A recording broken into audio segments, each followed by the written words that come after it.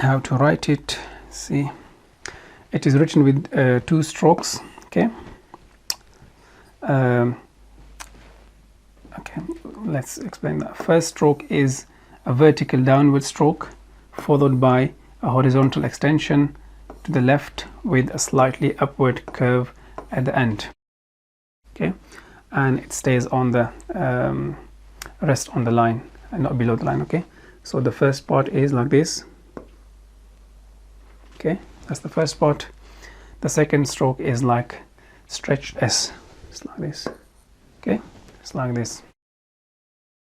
You will see you can have different forms of writing. So that's one form of writing, and you can see if they are in different state, you can write differently as well.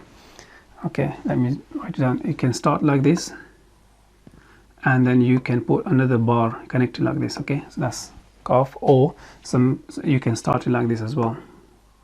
So both ways acceptable. You start it like this and then connect, or you start with the bar and then connect it downwards. So that's okay. Next one is like this. Okay, or then last one is as if it's in the end. Okay, so maybe sometimes you will see like this as well at the end, some cases. Okay, because it is connector, so you can connect them. Okay, it's probably better green one.